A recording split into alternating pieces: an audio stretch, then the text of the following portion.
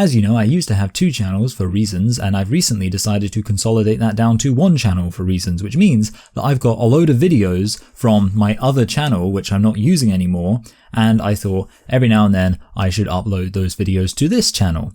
But I thought, for a sense of continuity and maybe even to see if I could improve some aspects of the production process, I would re-record this video, and this video is going to be looking at John Oliver and his segment on Last Week Tonight talking about transgender rights. By the way, I recently released an extra live reaction on my Patreon where I break down and respond to this same segment but part 1. So this time I'm looking at part 2, and you're welcome to, of course, go to my Patreon and you will be able to check that out for as little as $1.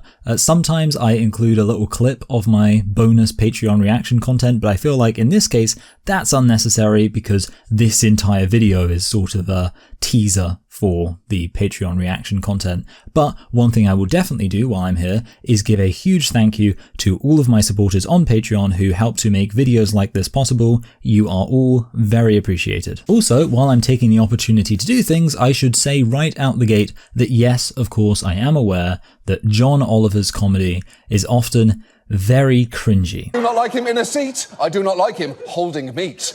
I do not like him when he's smooching. I do not like him with Mnuchin. But honestly, I find unfunny, cringy comedy kind of funny in a way when it's used for good and not evil. So with that said, the main thing that matters is, are the arguments that John Oliver is making good?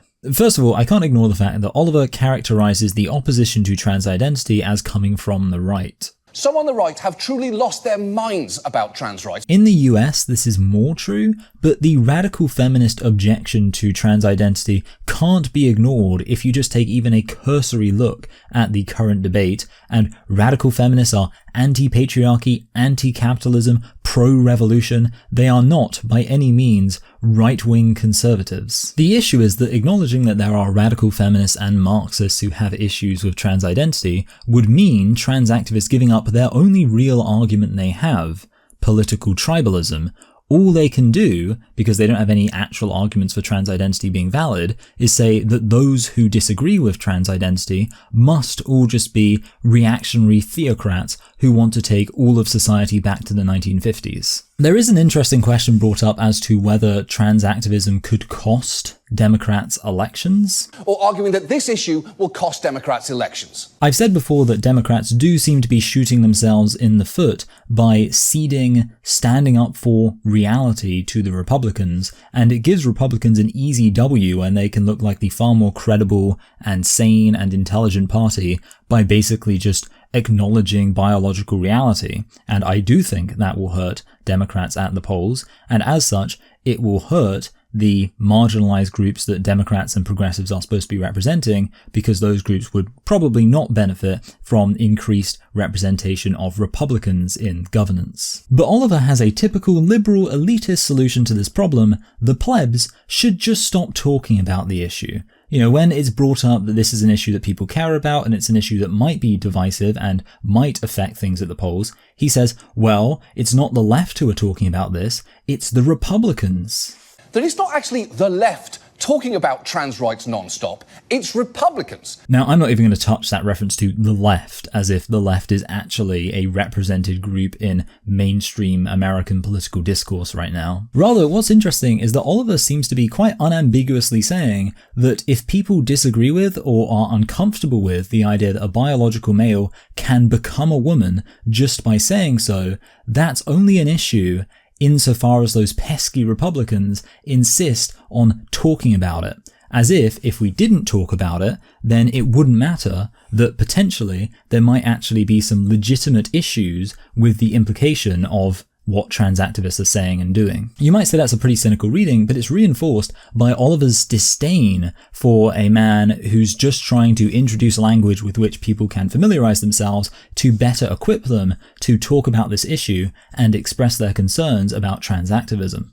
And then we have to give them the language where they can speak about it with confidence, they can speak about it directly. Yeah, he's basically giving people a script to repeat. He describes it as giving people a script to repeat, but John, that's not what it means when you teach someone the language to express themselves. If I go to an ethics course and I learn about all the different ethical ideas and the philosophical terms that describe those ideas, then all I'm doing there is learning how to better express my own opinions around ethics using this language and these words that I now know the meaning of. I've not been given a script to repeat. Likewise, if someone watches a video like mine or the videos of other gender critical creators and they, encounter a term or an argument and they feel that by understanding that, they are better able to understand their own opinion and express their opinion to others and participate in this debate, there's nothing wrong with that.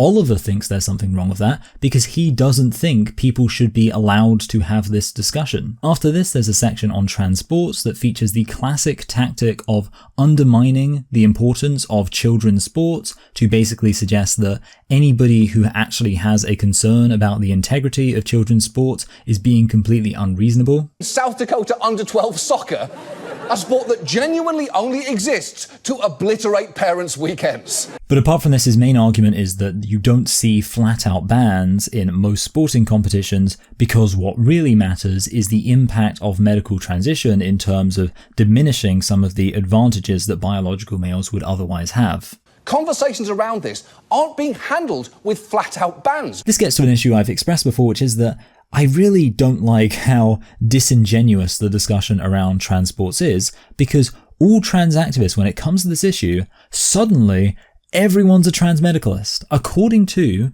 trans activism, if you have women's sports and men's sports, and I could become a woman just by identifying as a woman, I should be able to compete in women's sports, right? But no, suddenly they're like, well, actually, the question is, did the medical transition you went through affect your ability to compete? Did it mean that you don't have an advantage anymore? Well, that's not what these people, these, contemporary trans activists think that being trans is. The ultimate question around who should compete in women's sports is, who is a woman?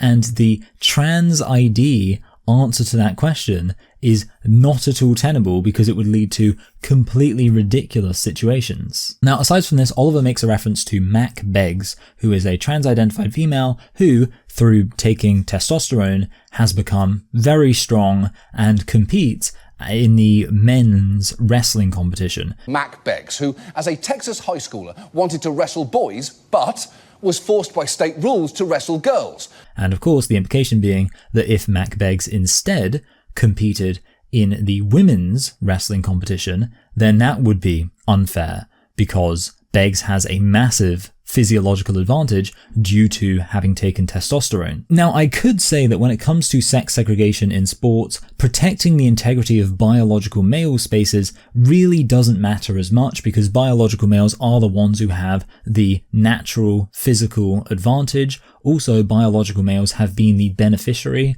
of the systemic inequalities that arise from patriarchy. Generally, most male sports have been taken more seriously than female sports, and there have been times in history where women weren't even allowed to play certain sports, whereas I don't think that's ever been true for men. So there are many reasons why we might say, actually, it doesn't really matter as much protecting men's sports. So yeah, sure, if a biological female wants to play in men's sports, have at it. But let's just, for fun, take that option off the table and say, no, if I'm going to argue that sex matters and sex segregation is legitimate, then I have to be arguing that for both sexes, for the two sexes that exist. Well, in that case, what we have with Mac Beggs is a biological female who has taken performance-enhancing drugs, because that really is what taking testosterone amounts to. And with that said, Mac Beggs should not be able to compete in sports at all, because you shouldn't be able to compete if you've taken performance-enhancing drugs. Now, given that some would say gender dysphoria is a medical issue, is that fair? Not exactly. It's unfair in the same way that there are many mental health and physical health issues that might make it impossible for somebody to compete in sports. Gender dysphoria is real, and like other real medical issues, it might close off certain options for certain people. That's an unfortunate reality of life. One difference is that in the case of gender dysphoria, everybody has the option of deciding to live with and reconcile themselves to the reality of their biological sex and accept their biological sex, and nobody is forced to take wrong sex hormones to deny their biological sex and, to basically avoid developing naturally as they would. Beggs chose to not accept being biologically female, to try to go against that by taking testosterone, which is a performance-enhancing drug. That was a choice. It has consequences. Women's sports should allow every biological female to compete to the best of their ability, but obviously taking performance-enhancing drugs goes against that principle. I'm not going to be made to feel like a bad guy for saying that Beggs, because of the way that the mental health issue of gender dysphoria was dealt with through taking huge amounts of testosterone, should not be allowed to compete with other biological females and should therefore perhaps not be allowed to compete in sports at all. People do have medical issues that mean they can't compete in sports. That's simply a reality. It's also worth noting that while there are many reasons we ban performance-enhancing drugs, and there's almost a kind of philosophy around what it exactly means for something to be a performance-enhancing drug, like, for example, taking caffeine while you're working out probably wouldn't be considered one, and that's a whole other issue. But one reason why we do it is because most performance-enhancing drugs have serious long-term negative health effects, and indeed, testosterone for biological females is no exception. That also has serious long-term medical health effects. And that's another reason why we should discourage biological females from taking that. So we should say, hey, you've taken this testosterone, which not only gives you an advantage over other females, but also in the long term is bad for your physical health.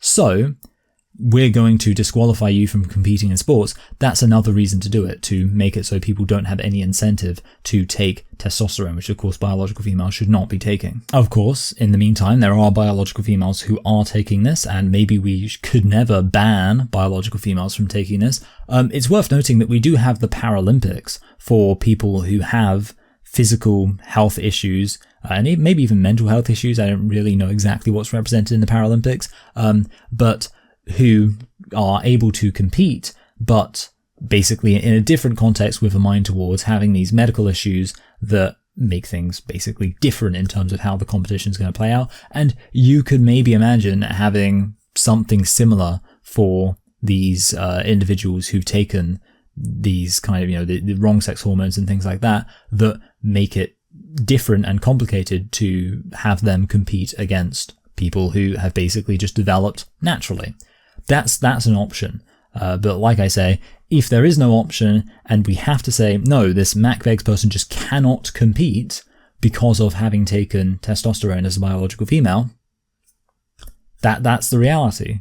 Next, let's talk about rapid onset gender dysphoria, because if this gender dysphoria thing might create a situation where somebody who wants to compete in a sport literally cannot do it, then it's worth considering, is this gender dysphoria thing, which does have some potential negative effects, is it just a social contagion? Now, Oliver does say that some of the studies looking into rapid onset gender dysphoria and validating the idea of rapid onset gender dysphoria have some issues. And I'm not really going to get into that because we don't really need to study. The main evidence for rapid onset gender dysphoria is the sudden, rapid, if you like, increase of individuals, especially younger individuals, identifying as trans. To this, Oliver can only make one counter, that left-handedness increased as stigmatization of left-handedness decreased. So maybe the same thing is happening with trans identity. When you look at a chart of left-handedness among Americans over the 20th century, you see a massive spike when we stopped forcing kids to write with their right hand. The issue of this analogy is that it ignores every single detail when it comes to the specifics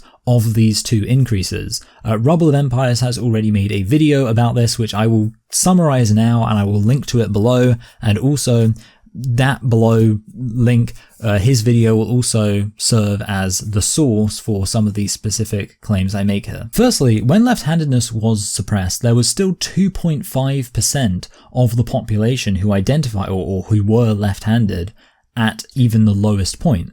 Conversely, the number of people who were considered to have gender dysphoria until very recently was as low as 0.1%, because gender dysphoria was a very specific and quite unique mental health condition. Now, the increasing number of left-handed people increased over half a century. It wasn't until the 1950s that the number of left-handed people began to plateau because the increase had stopped.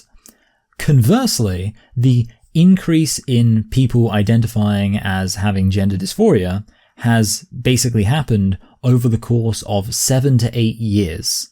Not decades, years. So gender dysphoria started off with a lower number and the increase occurred over a small amount of time, so surely the increase can't have been that dramatic, right? I mean, left-handedness, the analogy here, took 50 years to go from between 3 to 5% and 12%, which is an increase of only 400%. Now, the increase in gender dysphoria is a bit more complicated because while left-handedness basically increased pretty much for everybody across the board, gender dysphoria has only increased amongst certain specific groups and not really much amongst other groups at all, so those other groups could throw things off. Obviously, the group that's most affected would be same-sex attracted, young autistic females. That's where we've seen a really huge increase, but let's look a bit more generally and just focus on young females in general.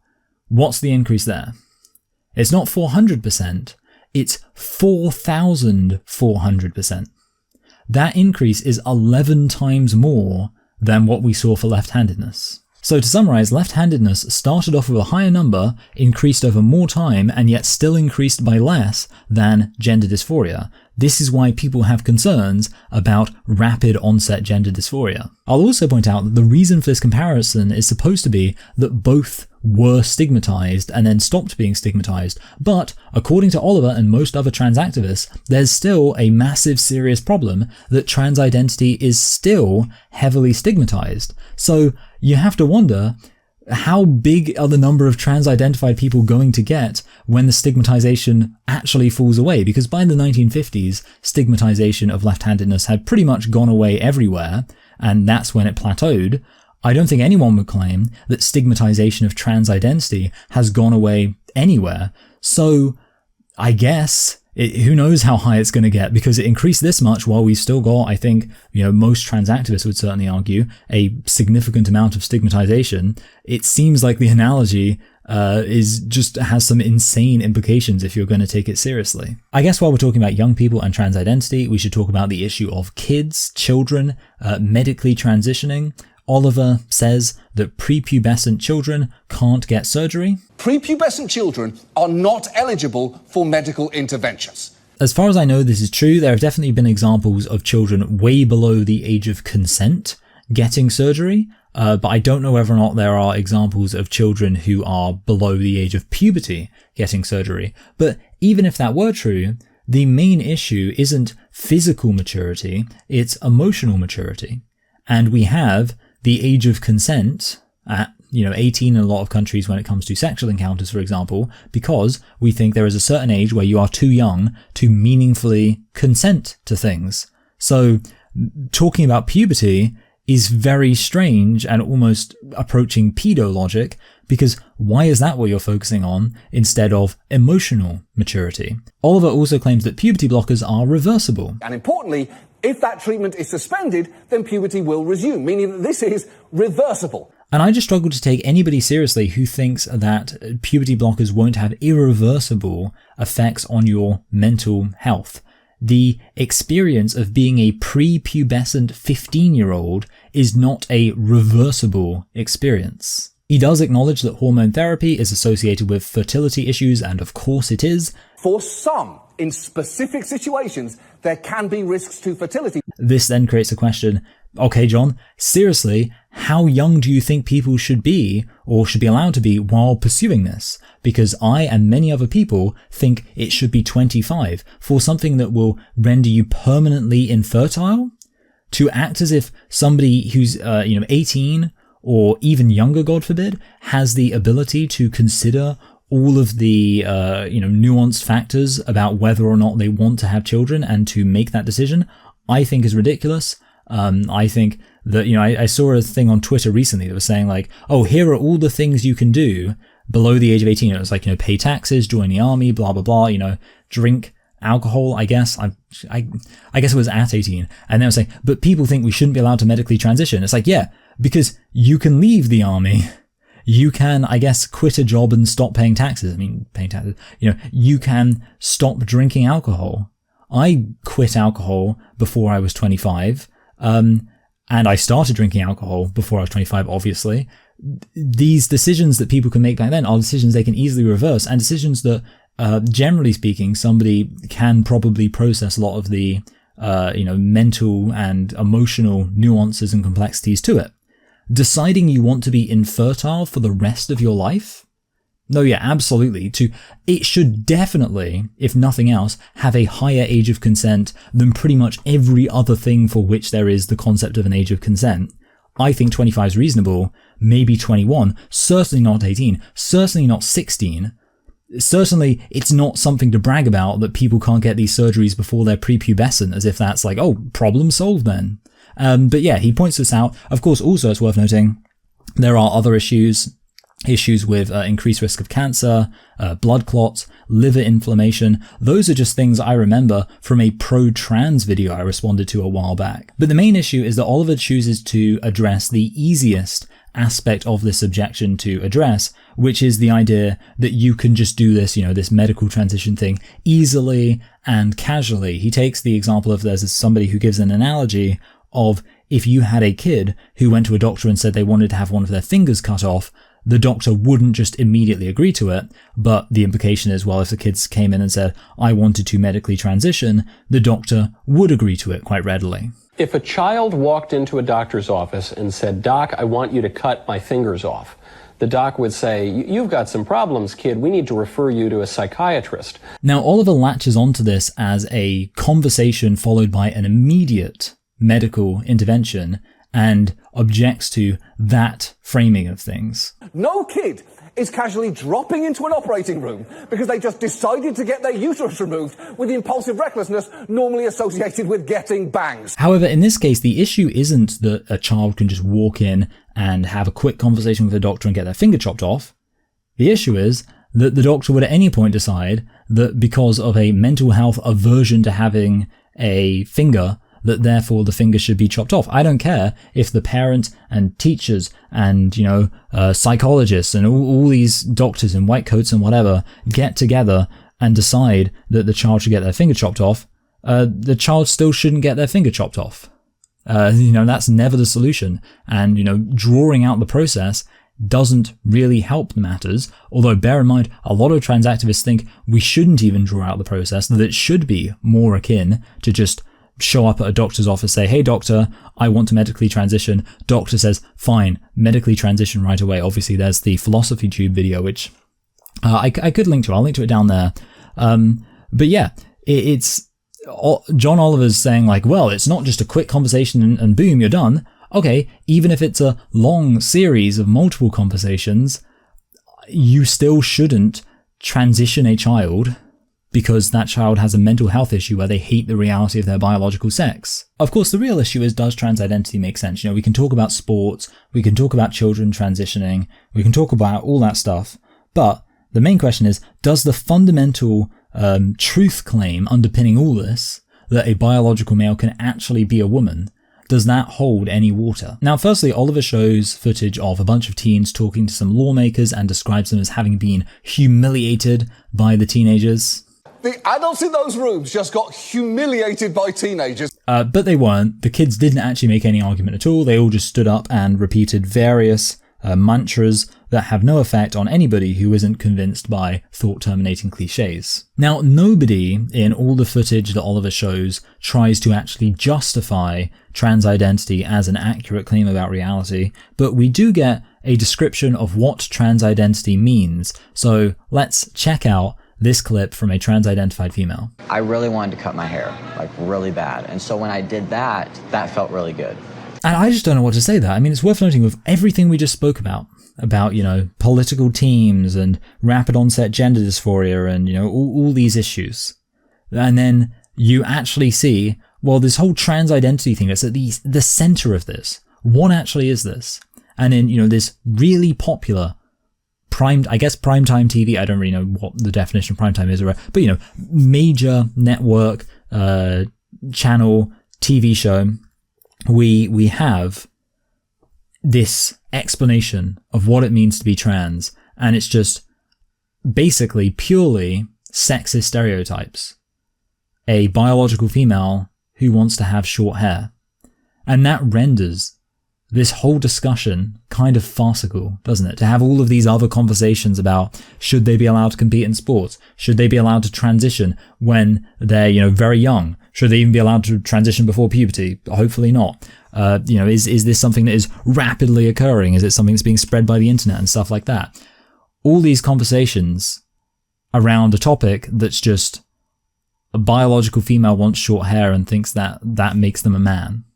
It's absurd. And it's absurd that I look at this and I say it's nonsense and I say it's regressive and I say it's sexist, and I'm told that I'm the bigot for saying that. I'm the bigot for thinking that a biological female who wants short hair, who mostly conceives of their own identity in terms of wanting short hair, that to say that biological female is a man, that's nonsense, and I'm the bigot for that, it's absurd. Anyway, I guess that's the end of the video. I don't have too much else to say. I hope you found this video interesting. I hope you appreciated it.